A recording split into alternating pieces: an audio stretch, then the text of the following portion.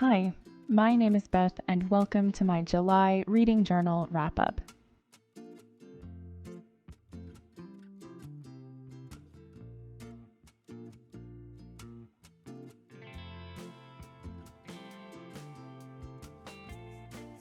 It is so wild to me that we're already in the second half of 2024. In terms of my reading, I feel like I still have so much that I want to get to this year and time is running out. It does feel like there's never enough time to read everything you want in the year, so I'm just going to try my best to get all of these high priority reads in, but we'll see how things go. Like always, I'm beginning with my cover page. My cover pages this year have been super simple. I just use my Kobo to cut out rectangles of scrapbook paper and they do most of the work. I've mentioned before that these are not my favorite cover pages, but I'm too much of a completionist to change it at this point. I'd rather deal with spreads I don't love than have the rest of my journal not match. It may be a little early, but I've already started workshopping ideas of how to do these spreads differently next year. I'm always thinking ahead to next year's journal, especially now that we're in the second half of the year. But for now, I can try and appreciate the simplicity. I always add a quote to the left side of the cover page, and for this month, the quote I've chosen is, "I'm not a religious person, but I do sometimes think God made you for me." This is from Normal People, which I read last month. There were a lot of quotes I marked while reading this book, but I picked this one because it was the shortest. In June, I was very busy, so I only managed to read 3 books. Goodreads was telling me that I've been hovering around being either on track or one book behind schedule for my goal. So I went into July with good vibes and a dream. I wanted to push myself into being ahead of schedule, which I successfully did this month. And now that the cover page is complete, let's get into my reads. The first book I finished in July was The Goldfinch by Donna Tartt. I have owned this book for a number of years now, but it always felt like one of those books that is impossible to finish. This was not my first time picking up The Goldfinch. It was actually my 3rd attempt to read this book. The first 2 times were obviously not successful, but I read The Secret History last year and really enjoyed it, so I figured that because I was more familiar with Donna Tartt's writing style and story structure, it was finally time for me to tackle The Goldfinch. And after having this book sit on my shelves for so long, it feels like a huge accomplishment to finally say that I've read it. The Goldfinch is a coming-of-age novel about a young man named Theo Decker. When the story begins, he's 13 years old, and while visiting the Metropolitan Museum of Art, the museum falls victim to a terrorist bombing, killing many visitors, including Theo's mother. Theo manages to escape unharmed, but as he flees the museum, he steals the Goldfinch, a priceless Dutch painting. As Theo moves around, living with new people and making new acquaintances, he carries the painting and the memory of the disaster with him. As Theo grows up, his reality becomes very different from the life he imagined for himself, and the potential consequences for stealing the painting seem to increase each and every day. Like I said, The Secret History was a very big factor for me. Rylan. Ew.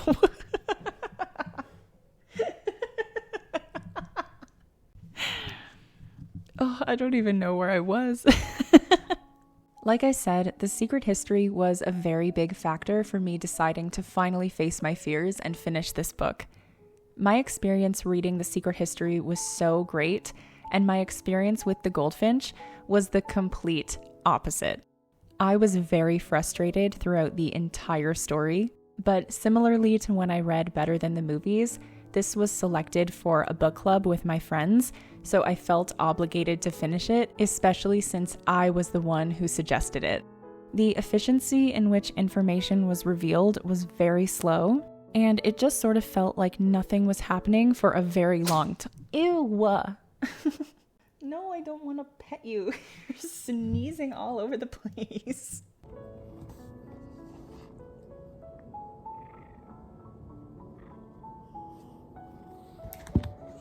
This is what I'm dealing with right now. Where even was I? Do you have to sneeze? There you go. And then when things did start to happen, story beats and details were repeated. I didn't find that anyone changed over the course of the book, despite the story covering 9 years and the transition from childhood into adulthood.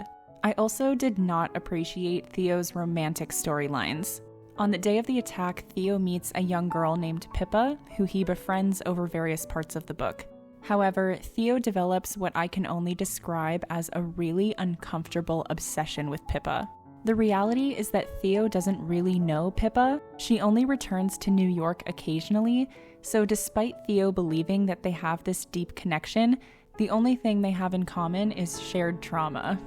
The only part of this book that I liked was a character named Boris.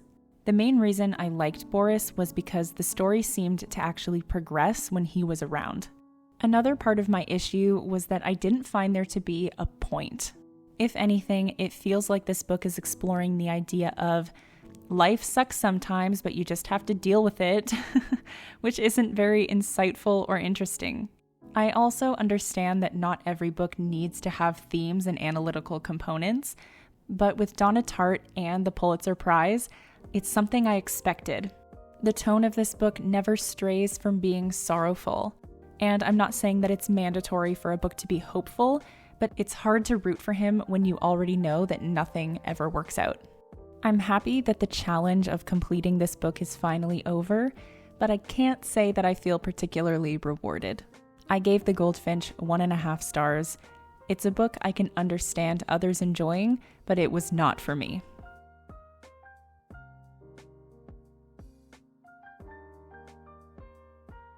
The next book I read was Pride and Prejudice by Jane Austen. I feel like I am the very last person to experience Pride and Prejudice. This is my first time reading the book, and I had never seen any of the adaptations, which is really surprising considering I had a romance movie phase when I was like 14. But for some reason, I never made it around to Pride and Prejudice. I read my first Jane Austen book, Sense and Sensibility, last year, and I really enjoyed it. So I figured I should try out her most popular book. In case you've been living under a rock like me, Pride and Prejudice follows Elizabeth Bennet, the second oldest of 5 daughters. The Bennet family does not have any sons, so they're relying on each girl marrying well to support the family financially. When the oldest daughter, Jane, catches the attention of a wealthy man named Mr. Bingley, the two find themselves becoming more and more friendly. But with Mr. Bingley comes his closest friend, Mr. Darcy, a handsome, wealthy, but prideful man whom Elizabeth cannot stand.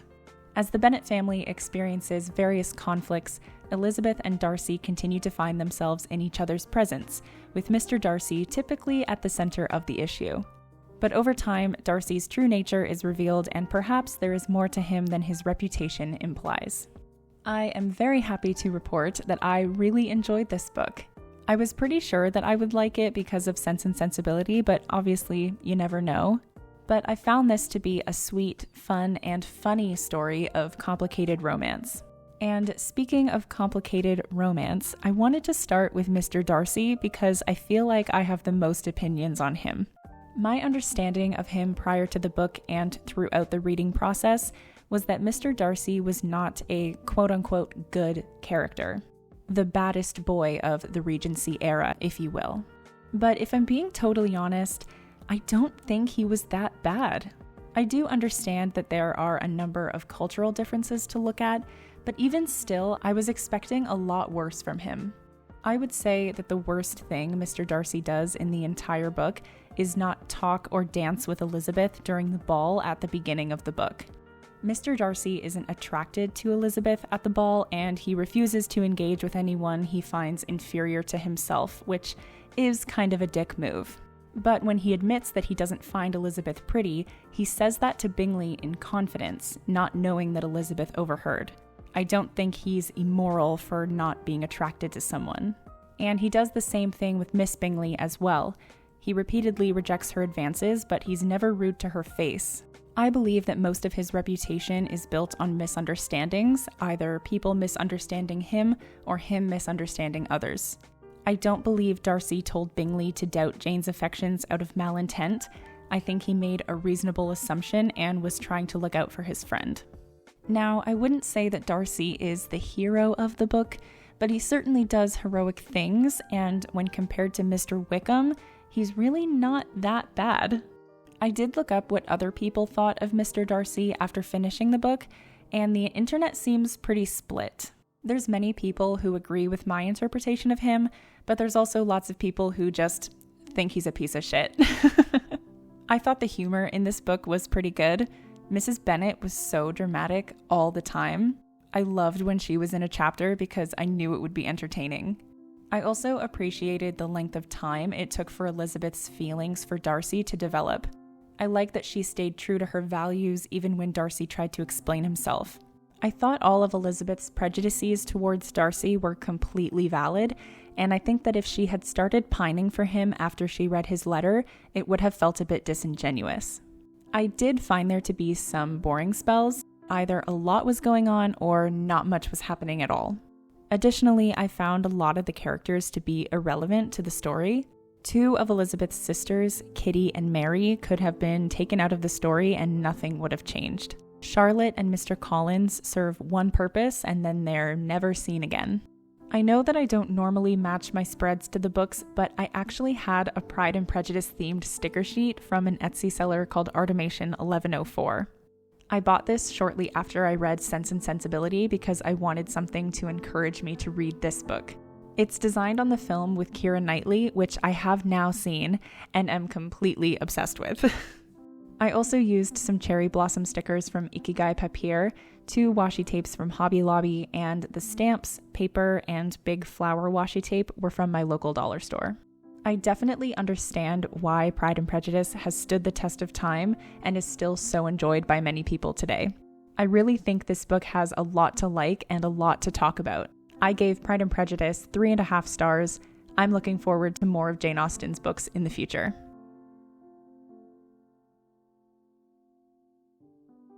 The next book I read was actually one I purchased as a blind date with a book.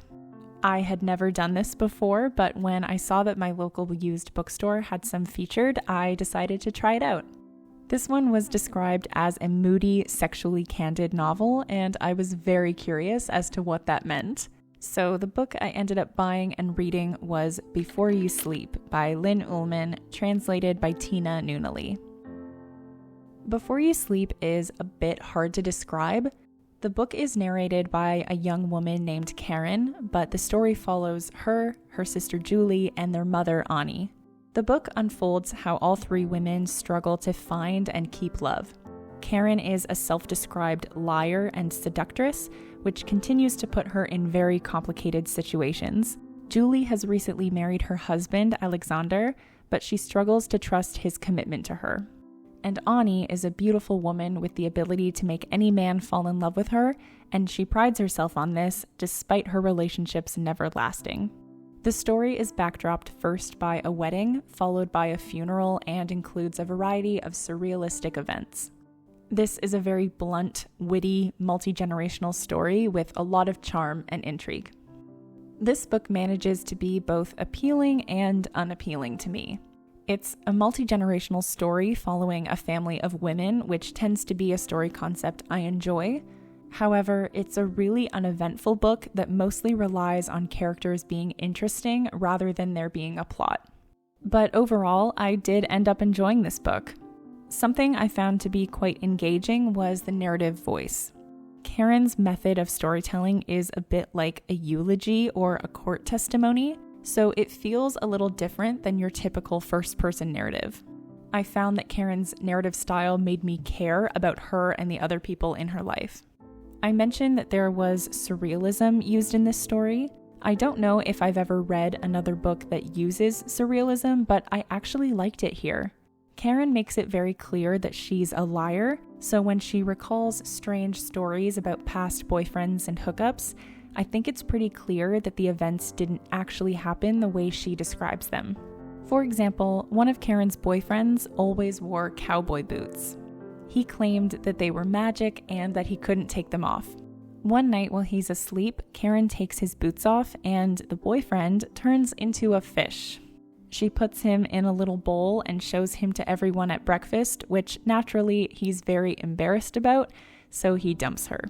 I am 100% positive that this man never turned into a fish. I think it's Karen lying and over-dramatizing what actually happened. What I think is interesting about the surrealism is that if you look past Karen's lies, the stories reveal a lot more about her than they do about her partners. In another story, Karen repeatedly tries to get the attention of this guy at a bar. So she goes to the bar every day trying to chat this guy up, but he is consistently uninterested. So she decides to dress up like a man and buy this guy and all his friends drinks so they will invite Karen to hang out with them. Again, I don't believe this is exactly what happened. I think Karen lies about these stories to take the attention off of her. Having a bunch of men believe that Karen is just one of the guys is way more interesting than the fact that Karen is blatantly manipulating this man to try and sleep with him. And a boyfriend who turns into a fish is way more exciting than Karen's inability to trust her partner and her persistence in going behind his back. I used a sticker sheet from Hedgehog's Den on Etsy to decorate this spread and paired it with a print from Sibylline Maynette. The paper was from my local dollar store and the washi tape was from Hobby Lobby. While the book has interesting aspects, it definitely isn't perfect. I found some of the writing to be a bit weird. This book was translated into English from Norwegian, and there are a number of instances where words or phrases are repeated. At first, I thought this was actually a printing or translation error, but it kept happening over and over again. I'm not sure what the purpose of this was. I assume it was for emphasis, but it loses its effect when you do it so many times. There was also an entire section of this book that took place in the past in New York. Karen's mother, Ani, grew up in New York, so we're transported to the past when we learn about her. I didn't find these sections to be as interesting. I preferred when Karen was talking about her own experiences rather than her mother's, and I just didn't find this section particularly relevant. Overall, I liked this book. It's a bit weird, but I think it manages to hold your attention. Considering I didn't know what I was buying when I purchased this book, it definitely could have been a much worse experience. I gave Before You Sleep 3 stars. This was fun, and I will definitely do another blind date with a book in the future.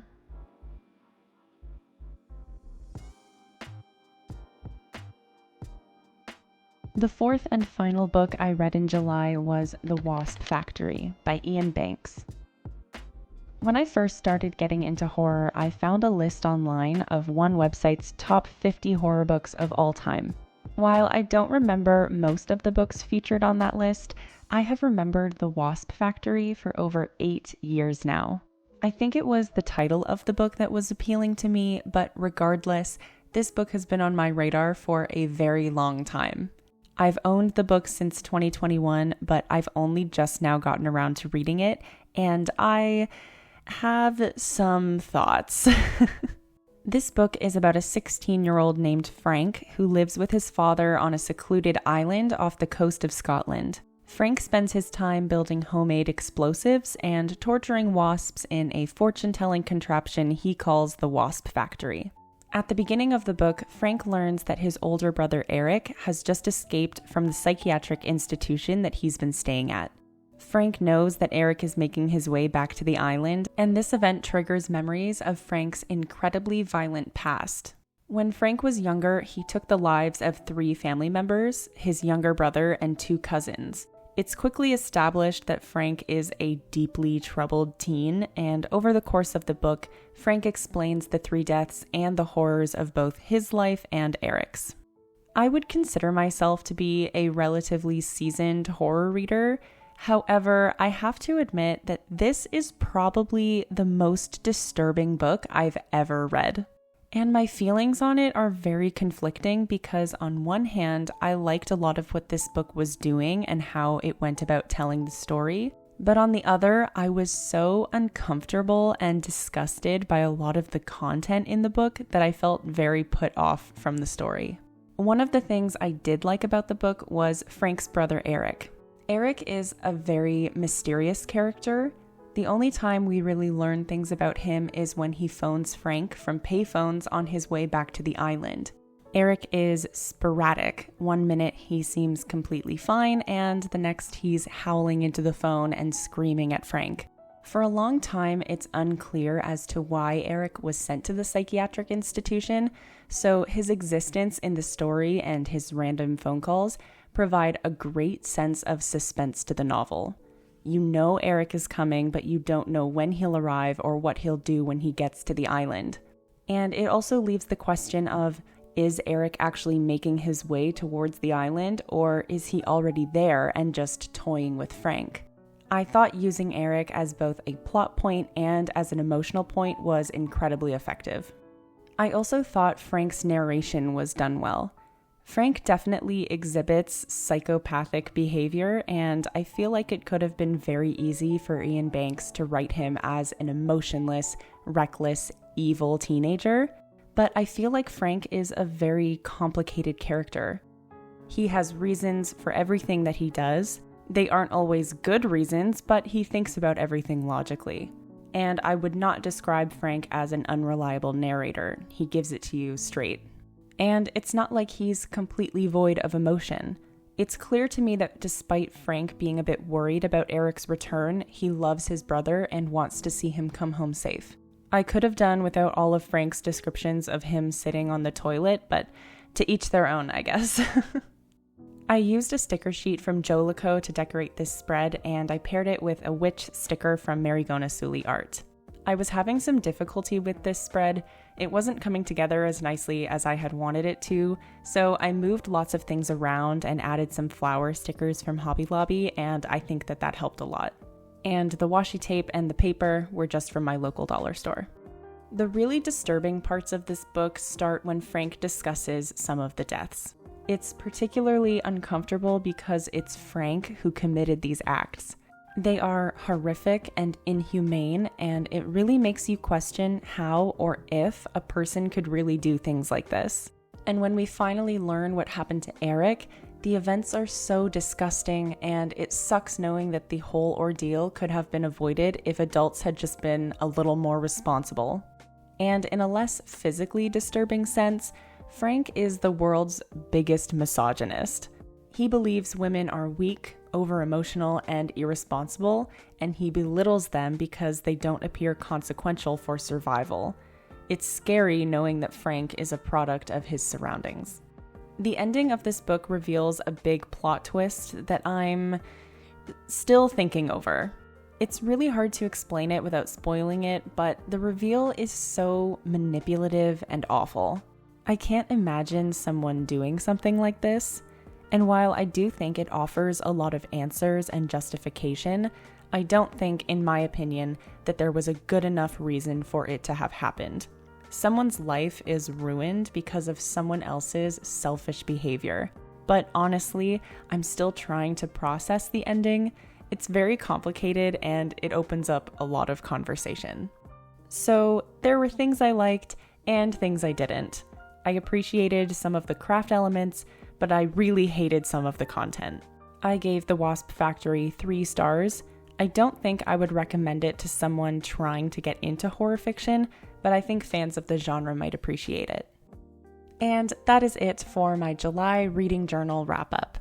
I think this month was okay. I didn't love anything I read. Most of them were 3-star reads, but I really wanted to hit 4 books this month, so I'm happy about that. I have very ambitious plans for August. I start grad school in September, so it feels like August is my last chance to get in those high priority reads before things have a chance of being too overwhelming. So I have big dreams for August, but we'll just have to see what happens. But until then, thank you very much for watching. Have a great rest of your day.